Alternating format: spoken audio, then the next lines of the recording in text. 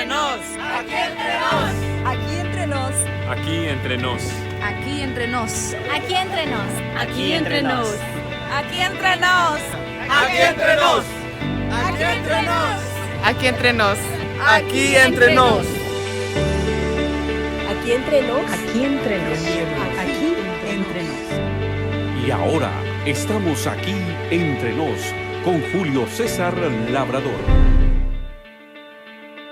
¿Qué tal, amigos? Bienvenidos aquí Entre Nos, un programa pensado en los maestros de escuela sabática. A estas profundidades de nuestro estudio, nuestros oídos deben estar sintiendo la presión, ¿verdad? A lo mejor, estudiar Apocalipsis te ha generado muchas más preguntas que las que tenías antes. No te aflijas. No eres el único, pero recuerda que la senda de los justos es como la luz de la aurora que va en aumento. Recuerda, el conocimiento es progresivo. Recuerda revisar los links en la descripción del programa para que tengas acceso a otros materiales, y los que todavía no lo han hecho, no olviden enviarnos la solicitud de ayudas para compartir con la clase vía WhatsApp. Ahora abramos el folleto de maestros en la página 72, donde encontraremos El sábado enseñaré, y en donde en una sola página encontraremos todo lo que vamos a necesitar para dirigir la lección a nuestra clase. Es muy importante que tengas en mente que para conducir a tus alumnos hacia resultados positivos en lo que tiene que ver con la edificación del carácter y la fijación del conocimiento en sus mentes, necesitamos pasar por 4 fases o 4 etapas. Ellas son: motiva, explora, aplica y crea. Estas 4 fases nos ayudarán a 4 cosas muy importantes. Número 1, mantener en la mente de los alumnos la importancia de la lección. Número 2, resaltar los puntos principales de la misma. En tercer lugar, motivarlos a aplicarlos a su vida. Y por último, dejarles una asignación para que realicen durante la semana. Comencemos con la primera fase, motiva. Para que el cerebro humano se active en cuanto al aprendizaje consciente, necesita primero identificar por qué esto es importante para mí. Esto es precisamente lo que hacemos mediante esta fase. Le mostramos la importancia de la lección a nuestros alumnos, la introducimos y creamos un ambiente apropiado para poder conversar de ella durante la clase. ¿Cómo lo hacemos? Usamos 2 cosas que en la reseña de la página 72 encontraremos: el enfoque de la lección y la introducción. Podrías entonces introducir la lección diciendo algo como esto: la semana pasada estuvimos analizando la pregunta ¿quién podrá estar firme en el día de la ira del Cordero? La respuesta la tenemos justo en esta semana: los que han sido sellados. Ahora pregunta: ¿qué es el sellamiento y cómo puedo estar seguro que pertenezco al grupo de los sellados? Con esto en mente, el ambiente estará preciso para comenzar nuestro estudio de la lección y pasar a la siguiente fase. Obviamente estamos hablando de Explora, que pretende responder a la mente del alumno el interrogante: ¿qué necesito saber de la palabra de Dios? Estos puntos importantes están en el folleto de maestro bajo el título Comentario. Allí encontraremos las cosas más destacables de la lección que debemos dejar delante de ellos. Desde las páginas 73 a las 75, el comentario en el folleto de maestros nos presenta los puntos más importantes. Sin embargo, no exageramos cuando decimos que al tratarse de Apocalipsis, debido a la gran cantidad de material simbólico, vamos a necesitar mucho tiempo. Por lo tanto, abordar la sección Explora requiere que nos concentremos en los puntos más importantes, principalmente en aquellos que tienen que ver con la edificación del carácter. Por esto escogí los siguientes. Número 1, el sellamiento y los sellos. es importante que destaques ante la clase qué cosa es un sello y podemos encontrar dos cosas. Número 1, el instrumento mediante el cual se estampa una marca. Número 2, la marca propiamente dicha que queda después del proceso del sellamiento. Ahora, ¿qué es el sellamiento? Como lo dije hace un segundo, es un proceso mediante el cual se coloca una estampa. Así que vamos a mirar lo que significan los sellos y el proceso del sellamiento en Apocalipsis capítulo 7. En el material del maestro se nos resaltan tres características de los sellos. Un sello se usaba en primera instancia para ocultar algo, como en el caso del libro con 7 sellos que estaba en la mano derecha del que estaba sentado en el trono, o como se le dijo a Daniel que hiciera con las profecías para el tiempo del fin, que las sellara. Número 1 entonces es ocultar algo. Número 2 es validar o autenticar un documento. Y número 3 también se usa para mostrar que algo es propiedad de alguien. Dentro de este punto vamos a tener dos incisos. El inciso A es el segundo sellamiento. Lee con la clase Apocalipsis capítulo 7 y versículo 3 y después de la lectura pregúntale, ¿a quién se va a sellar? Lo más seguro es que todos respondan al unísono, a los siervos de Dios. Es un buen momento para recordarles a los miembros de la clase que un sello se colocaba para manifestar que algo o alguien era propiedad de un individuo. Si Apocalipsis dice que se va a sellar a los siervos de Dios, la expresión de Dios significa que esos siervos ya le pertenecen a Dios, es decir, que ya habían sido sellados en algún momento. Esto nos lleva a pensar que el sellamiento de Apocalipsis 7 es un segundo sellamiento. Esto nos lleva a la parte B, Efesios 4:30 y el conflicto cósmico. Lee con tu clase este texto y pregúntales con qué se habían sellado originalmente o en primer lugar a los siervos de Dios. Sin duda, la lectura de este texto resalta que han sido sellados con el Espíritu Santo. Ahora menciónales de manera muy especial a la clase que el segundo sellamiento no es para manifestar tanto propiedad, sino para manifestar protección. ¿De qué? De las calamidades que ocurrirán en el libro de Apocalipsis en los capítulos siguientes. Por otro lado, es bastante importante resaltarles que también un sello tiene una característica muy especial. Esta tiene que ver con la autenticación. Si tú puedes, lleva una botella de agua a la clase o algo como lo que yo tengo en mi mano, que es un recipiente con unas frutas adentro. Este recipiente ha sido sellado para manifestar dos cosas muy importantes. Número 1, que el contenido que hay dentro de él mantiene los estándares mínimos de calidad para el consumo humano. Y número 2, para garantizar que mientras el sello esté puesto ahí, entonces el contenido es digno de confianza. Lo mismo ocurre con el sellamiento del pueblo de Dios.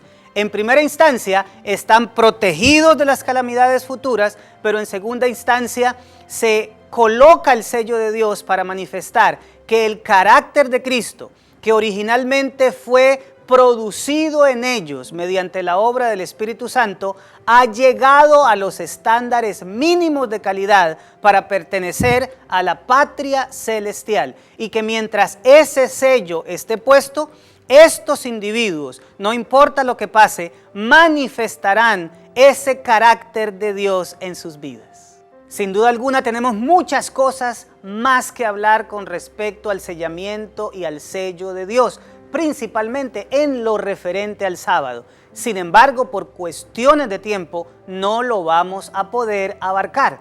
¿Qué hacer? Vamos a esperar hasta que lleguemos a la lección que nos habla de la marca de la bestia y retomaremos sin duda este aspecto. El punto número 2 se titula Los 144,000 y la gran multitud. Dentro de este punto vamos a abarcar dos aspectos. A, ¿es un número simbólico o literal? puedes abordar este aspecto preguntándole a la clase, ¿qué argumentos encontraste en Apocalipsis capítulo 7 de que el número 144,000 es simbólico? Deja a la clase participar y después resalta lo siguiente. Si tienes el folleto de maestros, busca la página 74 en donde están los argumentos. El primero de ellos es el siguiente. La lista de las 12 tribus es evidentemente simbólica por, en primera instancia, Judá aparece primero cuando quien debería aparecer sería la tribu de Rubén. Número 2, José está reemplazando a la tribu de Efraín. En tercera instancia, la tribu de Dan no aparece y por último, no están en orden cronológico. El segundo argumento es que Apocalipsis es un libro simbólico, por lo tanto, todo lo que aparece ahí debe ser entendido como simbólico a menos que el contexto indique lo contrario. Y el contexto aquí no lo está indicando. En tercer lugar, podemos decir que si fuera literal, entonces no aparecerían sino una sola tribu porque las demás se perdieron en la historia, lo que significa también que ningún gentil podría ser parte de los 144,000. El aspecto B de este punto es los 144,000 y la gran multitud. ¿Son un mismo grupo o son dos grupos distintos? Ten en cuenta que para cualquiera de los dos aspectos hay argumentos fuertes que lo respaldan. Es por eso que este punto puede sacar de control a nuestra clase. Para evitar esto, más bien invítalos a leer Apocalipsis capítulo 7, versículos 4 al 10 y después pregúntales, ¿por qué crees que la lección considera que son dos grupos distintos? Yo optaría por mencionar que Apocalipsis 7 menciona a los 144,000 como aquellos que recibirán al Señor sin conocer la muerte y a la gran multitud como los redimidos de todos los tiempos. El tercer aspecto de nuestro estudio es la expresión sin mancha. Yo dedicaría a este la mayor cantidad de tiempo posible porque es altamente edificador en lo que se refiere al carácter cristiano. Pídele a un miembro de tu clase que lea Apocalipsis 14 del 1 al 5. Diles que pasamos de Apocalipsis 7 a Apocalipsis 14 porque en este capítulo se retoma el tema de los 144,000. Después de leer los primeros 5 versículos, pregunta o enfatiza la expresión que los 144,000 son sin mancha. Luego, pídele a otro miembro de la clase que lea Romanos capítulo 3, versículos 21 al 24 y después de la lectura enfatiza la expresión por cuanto todos pecaron. Ahora, con estos dos marcos de referencia en mente, pregúntale a la clase, ¿cómo es posible que los 144,000 sean presentados sin mancha cuando Romanos nos dice que todos los seres humanos hemos pecado y estamos destituidos de la gloria de Dios? Déjalos opinar, déjalos hablar y si al caso resultara necesario, remarca lo siguiente. Todos los seres humanos estamos destituidos de la gloria o del resplandor proveniente de la presencia de Dios. Pero Apocalipsis 14 nos muestra ciertos individuos que han sido cubiertos por la justicia de Cristo y que los permite ser llevados ante el mismo trono del Señor, cubiertos con el carácter sin mancha de nuestro Salvador. Recuerda que puedes pedir de todos estos temas ayudas para compartir a los miembros de tu clase durante la semana. Puedes pedirlas al número +1 862-588-3870 vía WhatsApp y con gusto te las haremos llegar. La tercera parte del ciclo del aprendizaje es la sección Aplica, que pretende ayudar a los alumnos a que respondan la pregunta ¿Cómo puedo poner en práctica lo que he aprendido de la palabra de Dios? Para esto necesitamos recordar que como maestros hablamos poco, mientras que nuestros alumnos participan mucho. Es precisamente en la participación de ellos que las reflexiones personales los van a llevar a incorporar a su vida los conceptos de aspecto teórico de los cuales hemos venido hablando. ¿Cómo encontramos esas preguntas que generen participación y que permitan la aplicación? Pues bien, en el material auxiliar para el maestro, bajo el título Preguntas de aplicación, encontraremos algunas de ellas. Por mi parte, te dejo otras más para que escojas.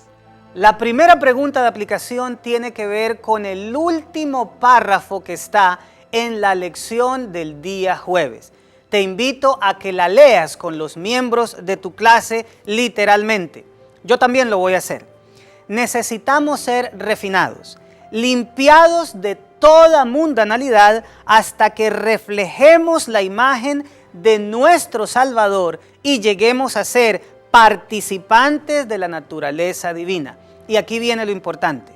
Cuando termine el conflicto de la vida, cuando la armadura sea colocada a los pies de Jesús, cuando los santos de Dios sean glorificados, entonces y solo entonces será seguro afirmar que somos salvos y sin pecado. Después de leer esta cita, pregúntale a la clase, ¿cuándo es que podemos afirmar que somos sin pecado? Permite a la clase participar. Y ahora quiero pedirte algo muy especial, querido maestro. Puedes olvidar hacer cualquier otra cosa de la que hemos estado hablando hasta ahora, pero leer esa cita y hacer esa pregunta, no lo vayas a dejar pasar por alto. No permitas que el tiempo te traicione y que no alcances a llegar a este aspecto, porque estamos hablando de una joya que puede ayudar al pueblo de Dios a ser protegido contra el fanatismo. La segunda pregunta tiene que ver con Efesios 4:30, donde se nos dice que no debemos contristar o agraviar al Espíritu con el cual fuimos sellados. Pregúntale a la clase, ¿cómo agraviamos o contristamos al Espíritu Santo? Y la tercera y última pregunta tiene que ver con Apocalipsis capítulo 14, versículo 4, donde se nos dice que los 144,000 siguen al Cordero por donde quiera que va. Pregúntale a los miembros de la clase, ¿qué diferencia hay entre reconocer que Jesús es el Cordero y seguirlo verdaderamente? El ciclo del aprendizaje termina con CREA, que le permite al alumno responderse a sí mismo, ¿qué puedo hacer con lo que he aprendido de la palabra de Dios? La tarea que les recomiendo dejar a la clase es la siguiente. Pídeles que en sus devocionales personales revisen las características de los 144,000 y después de esto hagan un paralelo con el fruto del Espíritu en Gálatas 5, 22 al 24. Y llega la hora de concluir la lección. Puedes hacerlo fácilmente diciéndoles a los alumnos lo siguiente.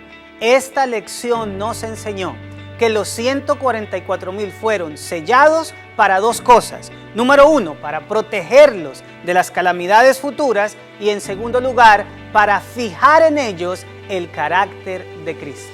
Bueno, mis amados, esto fue Aquí Entre Nos, un programa pensado en los maestros de escuela sabática. Te enviamos un fuerte abrazo.